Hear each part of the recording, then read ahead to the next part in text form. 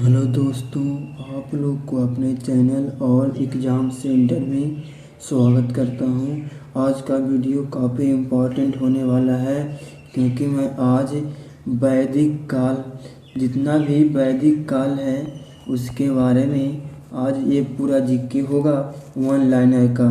ठीक है दोस्तों, तो आज हम वीडियो को स्टार्ट करते हैं। आर्य पूर्व आर्यों के साथ अपने संघर्षों में सफल हुए क्योंकि वे घोड़े द्वारा संचालित रथों का उपयोग करते थे। आर्य था जो पूर्व आर्यों के साथ अपने संघर्ष में सफल क्यों हुआ, क्योंकि वे घोड़े के द्वारा जो संचालित रथ था उसका उपयोग करते थे। उसके बाद आर्य जनजातियों की सबसे प्रारंभिक बस्तियां कहाँ पर थी? सप्त सिंधु। आर्य जनजाति में वैदिक सभ्यता किस नदी के किनारे फली फूली? तो सरस्वती। जो भारत में वैदिक सभ्यता था किस नदी के किनारे फली फूली? तो सरस्वती के किनारे। वैदिक युग में एक चरण में राजा को गोपति कहा जाता था, जिसका अर्थ क्या होता था? मवेशियों का स्वामी। मवेशियों का स्वामी को क्या कहा जाता था? गोपति कहा जाता था। ठीक है दोस्तों, उसके बाद है कि रावी नदी का ऋग्वैदिक नाम क्या था? रावी नदी का ऋग्वैदिक नाम क्या था? तो रावी नदी का ऋग्वैदिक नाम परुशनी था। तुंगभद्रा नदी का प्राचीन नाम क्या था? पंपा। तुंगभद्रा नदी का प्राचीन नाम क्या था? पंपा। ये सभी जितना भी क्वेश्चन आपको दिखाई दे रहा है सब का सब इम्पॉर्टेंट क्वेश्चन है दोस्तों। इसको नहीं कि प्राचीन भारत में किस विवाह को वैध नहीं माना जाता था? तो वो था गंधर्व विवाह। प्राचीन भारत में किस विवाह को वैध नहीं माना जाता था? तो वो क्या था? गंधर्व विवाह वैध नहीं माना जाता था। ठीक है। वैदिक आर्यों का मुख्य भोजन क्या था? तो दूध और दही से बने पदार्थ। वैदिक आर्यों का मुख्य भोजन था दूध और दूध से बने पदार्थ। आयु के आरोही क्रम में आर्य समाज में मनुष्य के जीवन में कौन से चरण थे? तो ब्रह्मचर्य, गृहस्थ, वानप्रस्थ और संन्यास था। आयु के आरोही क्रम बोल देगा तो ब्रह्मचर्य, गृहस्थ, वानप्रस्थ और संन्यास।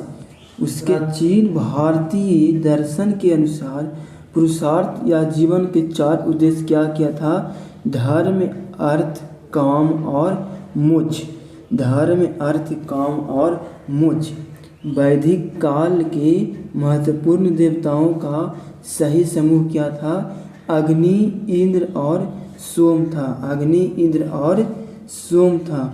उसके बाद है कि जो पूर्व मीमांसा था, पूर्व मीमांसा जो वेदांग नहीं है, पूर्व मीमांसा वेदांग नहीं है। आगे है वेद, उपनिषद, पुराण और धर्म सूत्र सभी किस भाषा में लिखे गए हैं? वो संस्कृत में लिखा गया है।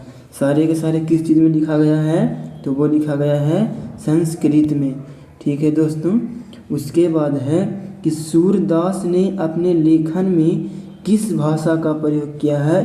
तो वज्र का प्रयोग किया है। सूरदास ने अपने लेखन में किस भाषा का प्रयोग किया है? वज्र का प्रयोग किया है। आर्यों द्वारा किस शिल्प कौशल का अभ्यास नहीं किया जाता था? लोहार का। किस ऋषि के बारे में कहा जाता है कि उन्होंने दक्षिण भारत का आर्यकरण किया था? तो अगस्त ऋषि को। किसे? अगस्त ऋषि को कहा जाता है कि दक्षिण भारत का आर्यकरण किया है। जनजातीय मुखिया के चुनाव में समानता कौन सी जनजातीय सभाएं सम्मिलित होती थी? वो होता था समिति। ठीक है। वैदिक भजनों या मंत्रों के संघर्ष को संहिता के रूप में जाना जाता था। किस रूप में जाना जाता था? संहिता के रूप में जाना जाता था। भारत की जाति व्यवस्था किसके लिए बनाई गई थी? श्रम का व्यावसायिक विभाजन के लिए। प्राचीन भारत में लोगों को कितने वर्णों में विभाजित किया गया था? 4 वर्गों में। प्राचीन भारत में लोगों को कितने वर्णों में विभाजित किया गया था? 4 लोगों में। 4 ज्ञात वर्णों में कौन सा वर्ण प्रथम स्थान पर था? तो ब्राह्मण को प्रथम स्थान पर रखा गया था। वैदिक काल में जो सबसे प्रथम धातु का प्रयोग किया गया था वो था क्या? तांबा। वैदिक काल में सर्वप्रथम किस धातु का प्रयोग किया गया था? तांबा का। कौन से फसल के बारे में वैदिक काल को पता नहीं था? तो जव और तांबा के बारे, तंबाकू है ना। किस फसल के बारे में वैदिक लोगों को पता नहीं था? तो वो था जव और तंबाकू। वैदिक काल में राजा लोगों से जो कर वसूल करते थे वो क्या कहलाता था? बलि कहलाता था। वैदिक काल में राजा लोगों से जो कर वसूल करते थे उसे क्या कहा जाता था? बलि कहा जाता था। वेद शब्द का क्या अर्थ होता था? ज्ञान। वेद शब्द का अर्थ ज्ञान होता है। याग के सूत्र किस वेद में है? तो यजुर्वेद में। याग का सूत्र किस वेद में है? तो यजुर्वेद में। भारतीय संगीत की उत्पत्ति का पता किस वैदिक संहिता से लगाया जा सकता है? सामवेद से। भारतीय संगीत की उत्पत्ति का पता किस वैदिक संहिता से लगाया जा सकता है? सामवेद से। चारों वेदों में सबसे प्राचीन वेद कौन था? ऋग्वेद। सबसे प्राचीन वेद ऋग्वेद को माना जाता है। उसके बाद कौन सा वेद प्रारंभिक वैदिक युग की सभ्यता के बारे में जानकारी प्राप्त करता है? तो ऋग्वेद है जो वैदिक युग। ऋग्वेद है जो क्या करता है कि वैदिक युग के सभ्यता के बारे में बताता है। शब्द का प्रारंभिक स्रोत किस वेद को कहा जाता है? ऋग्वेद को कहा जाता है। रुद्र शब्द का प्रारंभिक स्रोत किस वेद को कहा जाता है? ऋग्वेद को। ऋग्वेद के सबसे प्रमुख देवता कौन था? इंद्र। ऋग्वेद के सबसे प्राचीन देवता कौन था? इंद्र था। इंद्र को ऋग्वेद का सबसे प्रमुख देवता माना जाता है।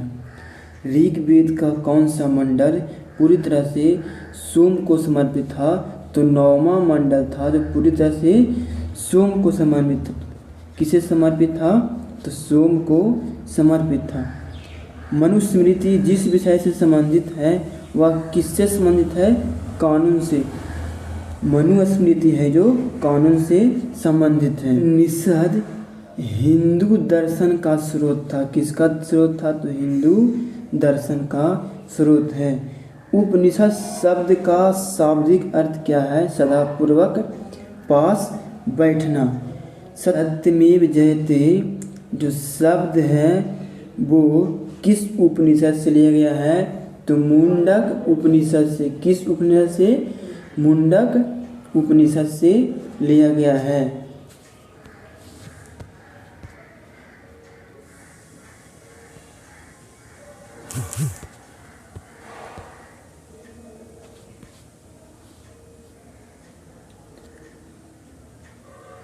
आगे है वैदिक गणित का सबसे महत्वपूर्ण पाठ क्या है? तो 16वां सूत्र को वैदिक गणित का सबसे महत्वपूर्ण पाठ बतलाया गया है। उपनिषद को वेदांग भी कहा जाता है। इसे वेदांग भी कहा गया है। तो उपनिषद को वेदांग भी कहा गया है। उपनिषद है ना, उपनिषद को वेदांग भी कहा गया है। वेदांगों की कुल संख्या कितनी है? 6 है। वेदांगों की कुल संख्या 6 है। वेदांग के संदर्भ में अनुष्ठान को दर्शाता है वो क्या है? कल्प है। वेदांग के संदर्भ में अनुष्ठान को दर्शाता हुआ क्या है? कल्प है।